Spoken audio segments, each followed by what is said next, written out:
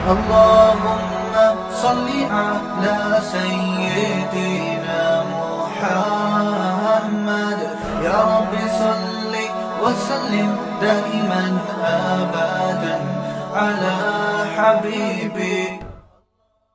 تو میں بتا رہا تھا ہمارے حضرت سے جب ہم یہ سنا کرتے تھے نا بار بار، میں کہتا تھا کہ اللہ والے کی علامت یہ ہوتی ہے کہ اس کے پاس بیٹھ کر دنیا کی محبت کم ہو جائے. تو حضرت کے پاس پیسہ بہت تھا لیکن وہاں بیٹھ کے پیسے ویسے کی چاہت ختم ہو جاتی. حالانکہ حضرت کی گاڑی ایسی تھی کویت کے شہزادے سے خریدی تھی، ایسی گاڑی میں نے اب تک نہیں دیکھی ہے یہاں. لیکن یہ کہ محبت نہیں تھی. وہ نقصان ایک دفعہ بہت کروڑوں روپے کا حضرت کا نقصان ہوا تو کچھ بھی نہیں، آرام سے رات کو سوئے. آپ کو پتہ ہے صدر ضیاء کے دور میں الائنس والے آئے تھے اور ان کی مزاربت کا کام شروع کیا تھا تو لوگوں کے کروڑوں روپے لے کے غائب ہو گئے تھے وہ. تو اس پہ جن لوگوں کا نقصان ہوا نا، کوئیوں کو ہارٹ اٹیک ہوا، کئی برین ہیمریج سے مر گئے. تو ہمارے حضرت کا بھی بہت بڑا پیسہ اس میں ڈوب گیا تھا. تو حضرت کو تو کچھ بھی نہیں، حضرت نے ایسے ہاتھ جھاڑا، چلو ویسے بھی مسافر خانہ ہے، مرنا تو ہے، کھانے کو تو مل رہا ہے نا بس. تو جب حضرت کو اطلاع ملی نا فلاں کا بھی انا للہ ہو گیا. اب دیکھو اللہ کے بندو، تمہیں روٹی مل رہی ہے یار، تم سونے کی تم سے گھر کسی نے نہیں چھینا. چلو ذاتی گھر نہیں تو کرائے کا تو ہے نا. طبیعت سے دوپہر کو بھی سوتے ہو، رات کو بھی آرام سے آ کے سوتے ہو، صبح اٹھتے ہو، پھر ناشتہ کرتے ہو، نکلتے ہو. یہ تو لائف تو یہ ہے، ساری چیزیں تو مل گئی ہیں آپ کو. اور اے بھائی یہ جو بڑی بڑی نعمتیں، یہ روٹی ہے سب سے پہلے. کیونکہ بھوک دیکھی نہیں ہوتی نا، اس لیے وہ ایسے مزے لگ گئے ہوتے ہیں کہ وہ بھوک کا پتہ نہیں ہوتا بھوک ہوتی کیا ہے. بھوک کے وقت روٹی مل جائے بہت بڑی نعمت، پیاس کے وقت پانی مل جائے بہت بڑی نعمت. تو جن کو یہ نعمتیں ملی ہوئی ہیں وہ بار بار نعمتوں کا سوچ سوچ کے خوش ہوتے رہتے ہیں. اللہ تو نے مجھے رات کا کھانا بھی دے دیا، صبح کا ناشتہ بھی دے دیا. حالانکہ 2 وقت کا کھانا ضروری ہے، 3 ٹائم کا کھانا تو ویسے ہی موٹاپا پیدا کرتا ہے. لیکن اے اللہ تو نے مجھے ناشتہ بھی کھلا دیا ہے، اللہ تو نے مجھے لنچ بھی دے دیا ہے، اللہ تو نے شام کی چائے بھی دے دی. اس میں ڈبو کے کھانے کا جو مزہ ہے وہ میں نے کئی دفعہ سنا چکا ہوں نا مفتی صاحب سے، جو ہم نے لطیفہ سنا ہے، اللہ ڈبو کے کھانے کے مزے بھی تو نے ہمیں دے دیے. او بھائی اب چھن گیا، ادھر ڈوب گیا، ادھر ڈوب گیا. یہ تو گریبیاں ہیں، گریبی نہ ملے کوئی ٹینشن میں آتا ہے. بھائی آپ ہوٹل میں گئے، بیرے سے آپ نے کہا یار ایک نہاری لے کر آؤ، وہ لے آیا، آپ نے خوب ڈبو کے سرید بنا کے کھایا. اس میں آپ نے کہا سر وہ پیٹ بھر گیا، کھانا کھا لیا، گریبی. اس نے کہا یار سر آپ لیٹ آئے ہیں، گریبی ختم ہو گئی. آپ ٹینشن میں آؤ گے، ڈپریشن میں، ہائے یہ کیا ہو گیا، آپ پلیٹیں اٹھا کے پھینک رہے ہو، یار میں خودکشی کر رہا ہوں، گریبی ختم ہو گئی گریبی. وہ بولے گا بھائی اگر تم نے پیسے دیے تھے، میں پلیٹ ہی لا کے نہ دیتا تو سمجھ میں آتا ہے. گریبی کا تو مطلب ہی گریبی ہے، ملے ٹھیک ہے، نہیں ملے تو بھی ٹھیک ہے. تو بھائی جان مسئلہ یہ ہے کہ نبی صلی اللہ علیہ وسلم نے ارشاد فرمایا جس کو 2 وقت کھانا پیٹ بھر کے مل گیا، جسم کسی بڑی بیماری سے محفوظ، اور رات کو سر چھپانے کے لیے جگہ مل گئی، تمیز سے سو سکے، وہاں پہ آنا، نیند والی جگہ ہو، گرمی سردی سے بچنے کا انتظام ہو، مچھر ہو تو ان سے بچنے کا انتظام ہو. نیند یعنی اصل میں ضرورت نیند ہے، اور 4 دیواری ہے جہاں آدمی عزت کے ساتھ سو سکے، رہ سکے. سفید پوش آدمی کو 4 دیواری چھوڑ سڑک پہ نہیں سو سکتا نا وہ.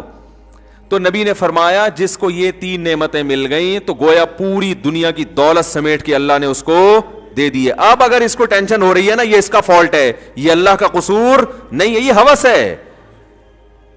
دیکھو ہیروئنچی کو ہیروئن آپ نے ہیروئنچی کو کیا کیا، آپ نے اس کو بھوک لگ رہی تھی، آپ نے اس کو کباب لا کے رکھ دیے، تکے لا کے رکھ دیے، ملائی بوٹی لا کے رکھ دی، کولڈ ڈرنک رکھ دی، آپ نے کہا کھاؤ. وہ تلاش کر رہا ہے سٹا ہے، سمجھیں بات کو، مثال کو خوب اچھی طرح سمجھیں. وہ تلاش کر رہا ہے کیا بھائی، سٹا. آپ کو اس پہ ترس آیا، آپ نے کہا کپڑے بھی پھٹے پرانے ہیں اور بدبو بھی آ رہی، آپ اپنے گھر کے واش روم میں لے گئے، آپ اس کو شیمپو سے تیزاب سے نہلا دیا آپ نے اس کو، کیونکہ وہ عام شیمپو سے نہیں، یہ چرسی ہیروئنچی جو ہے نا ان کی بدبو ختم نہیں ہوتی. آپ نے چلو تیزاب زیادہ ہو گیا، ڈیٹول سے نہلا دیا اس کو ٹھیک ہے نا، ڈیٹول سے نہلایا، سروس کروائی، خوبصورت کپڑے پہنائے اس کو. کیا ان چیزوں سے ہیروئنچی کو خوشی ہوگی؟ وہ تلاش میں یار چھٹا. تو آپ نے اس پر احسان کیا، پھر اس کی جیب میں آپ نے کچھ پیسے بھی ڈال دیے کہ جا بھائی کہیں دوبارہ رات کو ڈنر کی ضرورت پڑے تو میری طرف سے وہ شنواری میں کھا لینا جا کے، یا سلاطین میں کھا لینا، یا یہ کھا لینا. اب پھر بھی ٹینشن ہو رہی ہے تو آ کے کہہ رہے سر پھر بھی ٹینشن ہے مجھے. تو آپ کہیں گے اب جو تجھے ٹینشن ہو رہی ہے یہ میرا فالٹ نہیں ہے. میں نے سخاوت کے دریا بہا دیے. اب یہ تیرا اپنا فالٹ ہے کہ تو نے ایسی چیز کی محبت دل میں پیدا کر لی جو چیز میں نے تیرے لیے پیدا نہیں کی ہے, وہ تیری ضرورت بنائی نہیں ہے, تو زیادہ مزے لینے کے چکر میں ہے. میں نے تو مزہ دودھ میں رکھا, شہد میں رکھا, روٹی میں رکھا, بریانی میں رکھا, اور تو نے یہ حلال مزوں سے ہٹ کے کہاں چلا گیا؟ حرام کی طرف. تو آ گیا شراب پر اور ہیروئن پہ آ گیا. یہ تیرا فالٹ ہے. اب اس ٹینشن کا علاج یہ نہیں ہے کہ میں رزق کی فراوانی کر دوں, اس کا علاج یہ ہے کہ اس فالٹ کا علاج کر تو, یہ محبت ختم کر. تو یاد رکھو ہماری جو بنیادی ضرورت ہے بھوک کے وقت کھانا, یہ لذت بھی ہے اس میں. شدید بھوک لگ رہی ہو, دیکھو شدید بھوک لگ رہی ہو نا, کچھ بھی مل جائے مزہ آتا ہے کھانے میں. آتا ہے کہ نہیں آتا؟ دال مل جائے ایسا مزہ آتا ہے. ہمیں تو شدید بھوک لگتی ہی نہیں ہے نا, بھوک لگنے سے پہلے پھوڑ دیتے ہیں. تو وہ پھوڑنے کا لفظ میری زبان پہ بیان کر کر کے ایسا ہو گیا, وہ کہیں کسی بڑے ہوٹل میں جانا ہوا, بچے بھی ساتھ میں تھے, کوئی انوائٹڈ تھا, میں کہیں بیان تھا. تو جب میں وہاں گیا تو وہ بوفے سسٹم تھا نا, تو میں نے بچوں سے مذاق سے کہا, میں نے کہا بچوں پھوڑ دو, مذاق سے کہا نا ان کو, کیونکہ پیمنٹ بھی کی ہوئی تھی. تو وہ بچے کہتے ہیں ابو ایسا نہیں بولتے, لوگ مذاق اڑائیں گے. کوئی سن لے گا تو مذاق اڑائے گا. میں نے کہا اڑانے تو بیٹا, اڑانے تو. میں نے کہا پھوڑ دو. تو وہ اصل میں شرما رہے تھے نا بچے نکالتے ہوئے, تو میں ان کو حوصلہ کرنے کے لیے کہ کھاؤ بیٹا. تو بنیادی جو ہماری ضرورت ہے, تو ہماری جو بنیادی ضرورت ہے وہ بھوک کے وقت روٹی کھانا.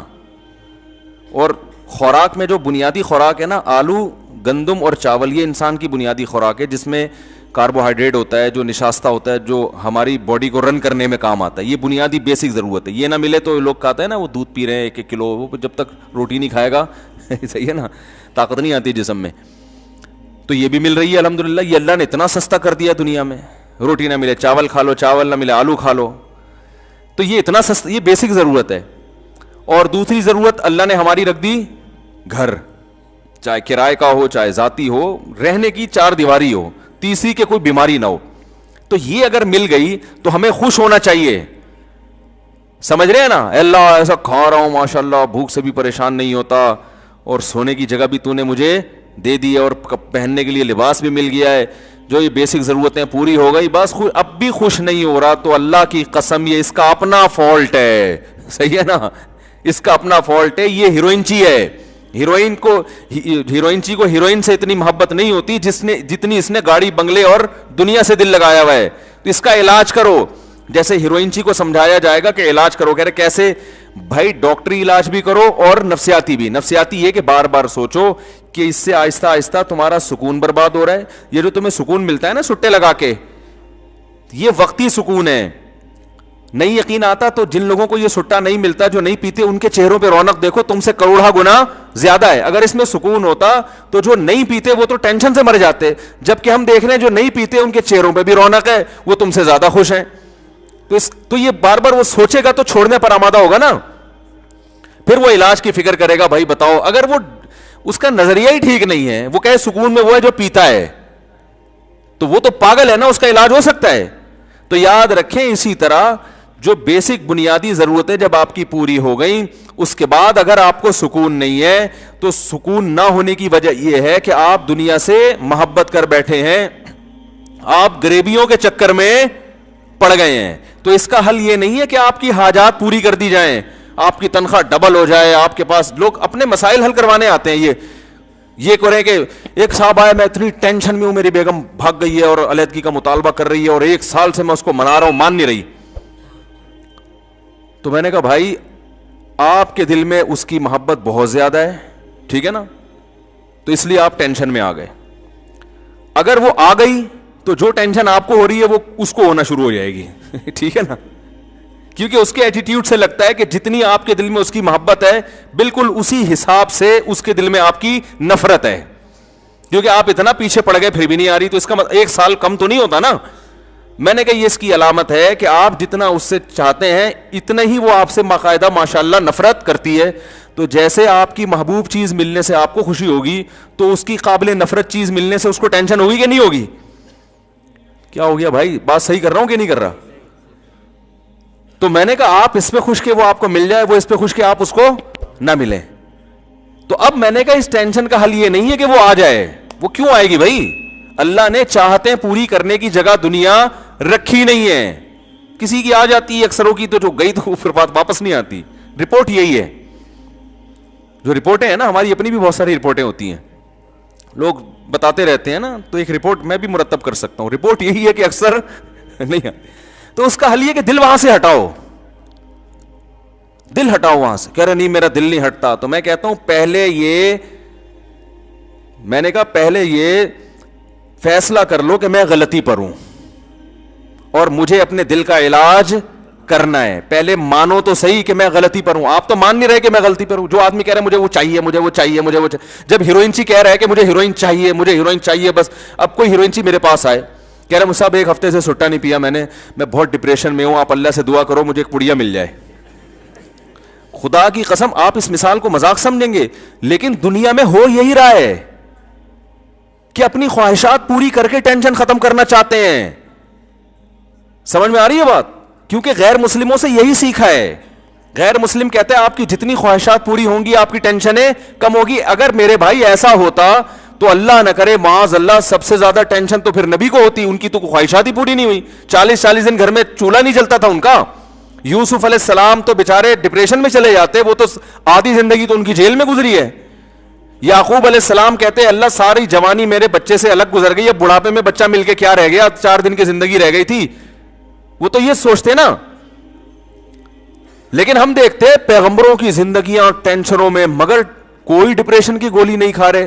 بتاؤ یوسف علیہ السلام اتنا عرصہ جیل میں رہے, پہلے کنویں میں ڈال دیا ان کو, پھر کنویں سے نکالا تو بازاروں میں بکے, جھوٹے الزام لگ کر جیل میں ڈال دیا گیا. تو کبھی کہیں قرآن میں آتا ہے کہ یوسف علیہ السلام نے پھر وہاں کسی روحانی عامل سے رابطہ کیا کہ یار کسی نے کچھ کر دیا میرے اوپر, ٹینشن یہ بڑا مسئلے کیا ہو گئے ہیں یار, مسلسل کام بگڑتے جا رہے ہیں. میں ابا کو سب سے زیادہ محبوب تھا, ہونا تو یہ چاہیے تھا ساری جائیداد ابا میرے نام کر دیتے, لیکن ہوا کیا ہے میں نے بھائیوں کا کبھی کچھ بگاڑا نہیں. یہ آواز میں ایکو کیوں پیدا ہو رہا ہے بھائی؟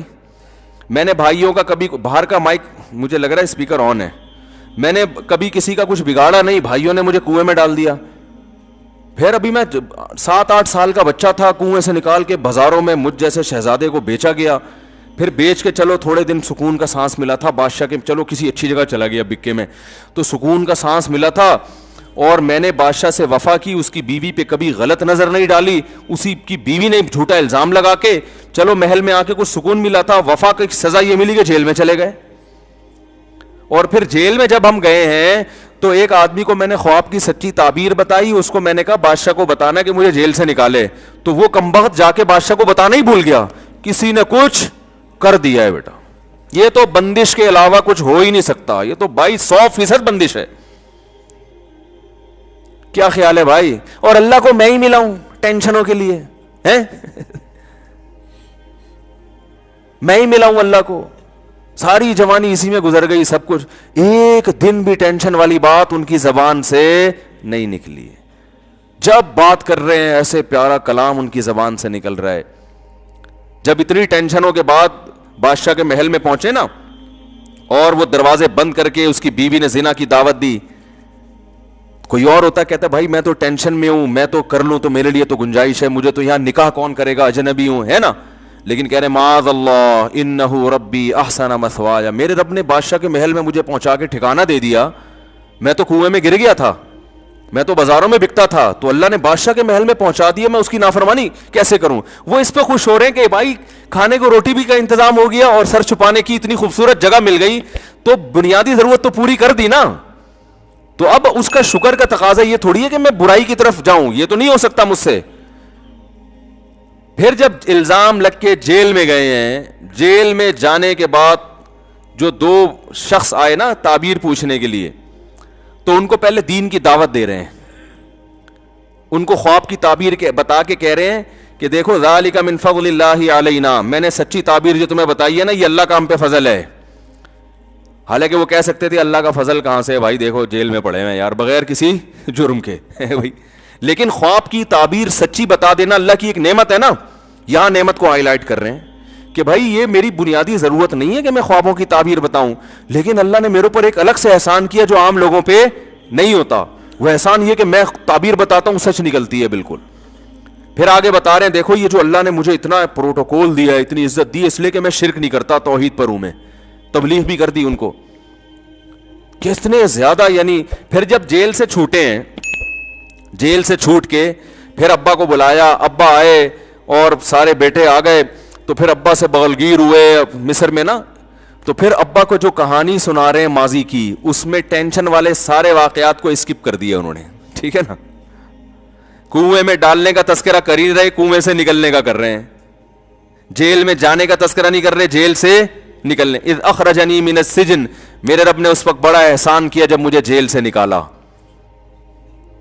ہے بھائی, کیونکہ بہت سے جیل میں جاتے ہیں نکلنا نصیب نہیں ہوتا. میرے رب نے احسان کیا مجھے جیل سے نکالا. اب چونکہ بھائیوں کو معاف بھی کر چکے تھے تو اب ان کو بھی آر نہیں دلا رہے کہ تم کمبختوں نے مجھے کنویں میں ڈالا تھا تو میرے رب نے احسان کر کے مجھے کنویں سے نکال لیا. جب معاف کر دیا تو اب کیا تذکرہ, من بعد ان نزغ الشیطان بینی وبین اخوتی, یہ سب کچھ اس وقت ہوا جب شیطان نے میرے اور بھائیوں کے درمیان غلط فہمیاں ڈال دی تھی, نفرت ڈال دی تھی.